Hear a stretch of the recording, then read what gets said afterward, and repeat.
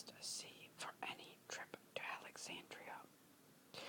The catacombs were first carved into the bedrock by a wealthy family who still practiced the old pagan religion as a funerary site in the 2nd century AD, with subsequent generations adding corridors and floors. Since pagans were under pressure to convert to Christianity at the time, the very existence of the necropolis was shrouded in secrecy, and not much is known about how the underground complex came eventually to include some 300 tombs. Popular legend says the catacombs were rediscovered in 1900 when a donkey cart fell down one of the shafts, but more reliable accounts say it was a local man quarrying for stone who first broke through the walls.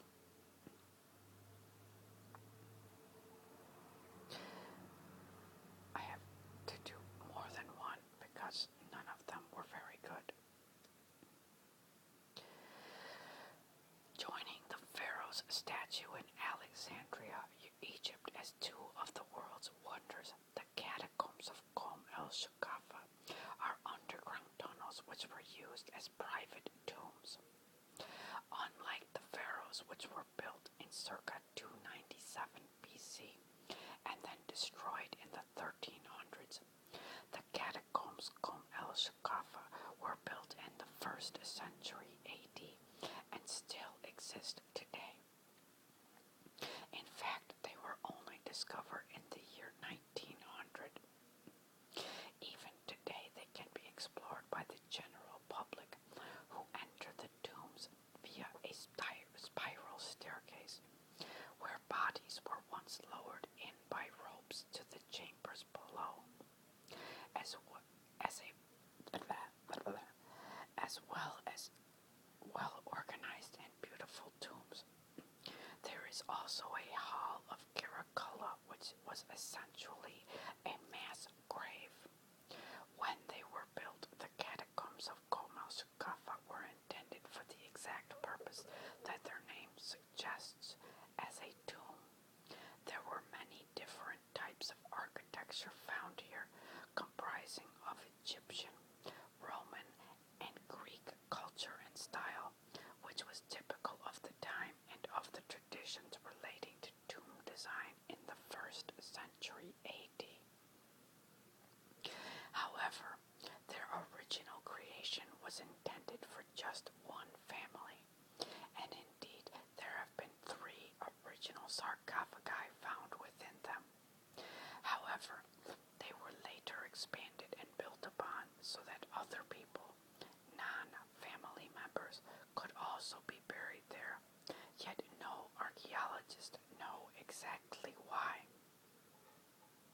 Because the catacombs of Shoqafa were covered over for so many centuries, they have been left in much the same state as when they were built. Even the designs on the walls when you reach the chamber below is still intact and certainly reminiscent of 1st century AD Egyptian style. On this first level lies a banquet hall where the living would feast and remember the recently deceased. Also here is the gruesome hall of Caracalla, mass burial chamber, where both people and animals were buried following their deaths at the hand of the Emperor Caracalla. Well, if it was an emperor, that makes him Greek, so that isn't Egyptian. But anyway, that's neither here nor there. On a lower level, down another set of spiral stairs, however, is a chamber adorned with sculptures and statues. Here there are 3 sarcophagi, and around the edge of this chamber there are 91 separate wall sarcophagi, each of which would fit 3 mummified corpses. Considering they are many hundreds of years old, the catacombs of Shoqafa are an incredible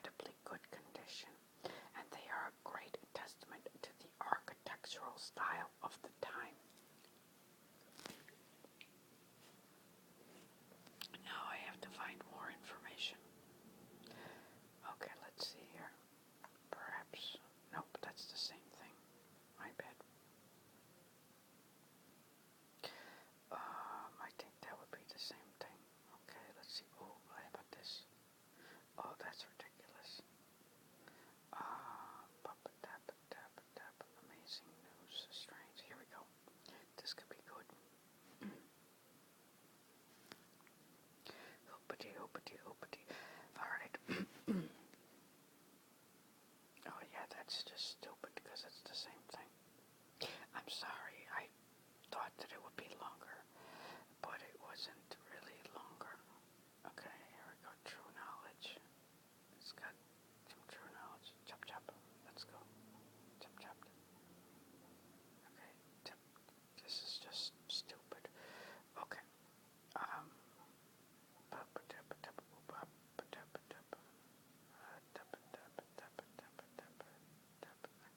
Seriously, you can buy Katacombs facts? Are you kidding me? Alright, well, anyway.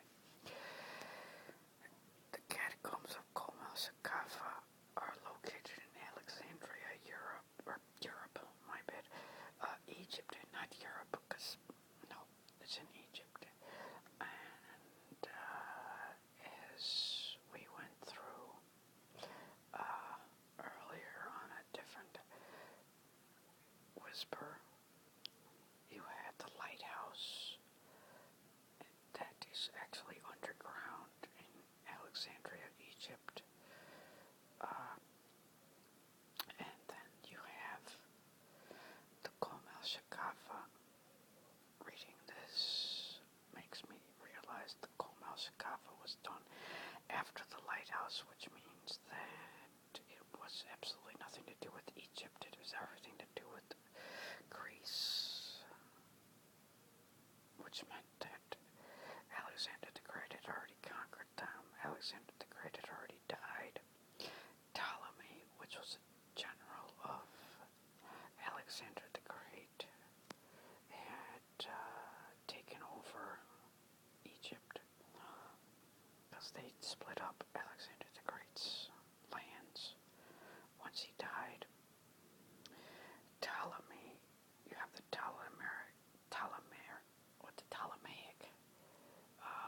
Ptolemaic line, which is where you have Cleopatra the Seventh, who is supposedly the most popular, what do you call it? Well, she wasn't really a pharaoh because she wasn't a pharaoh. She was kind of a queen because they didn't have pharaohs. They actually never did have pharaohs in Egyptian time. They had kings, but we call them pharaohs. But anyway, Cleopatra wasn't even Egyptian. She was Greek. Blah, blah, blah, blah, blah. This has absolutely nothing to do with the catacombs of Shoqafa, but I cannot find a single bit of information about them. More than likely because nobody really knows anything about them, which is quite sad. They're quite interesting. If you are into Egyptology, you can watch numerous programs, you can read so much stuff about it, and you will find all about the catacombs, but it's like afterwards. I didn't realize it was so far afterwards. I was just going with the medieval 7 wonders of the world, and it came up, and yada yada. Okay, well, I can find nothing except for, hey, if you want to go there. But I have a friend who lives in Alexandria, Egypt, and don't go there because it's not good. I mean, he's afraid to leave his own home, and he's Egyptian, so don't go there. It's not a good place to go. They've got phenomenal history there, but ever since the revolution, it's it's not a good place to be when you are Egyptian, and it's an even worse place to be if you're not Egyptian. So, well, this absolutely was pointless, but now you know that there is a Katacombs in Egypt, and it's the third,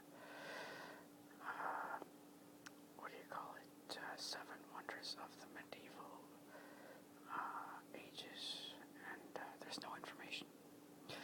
Next up is the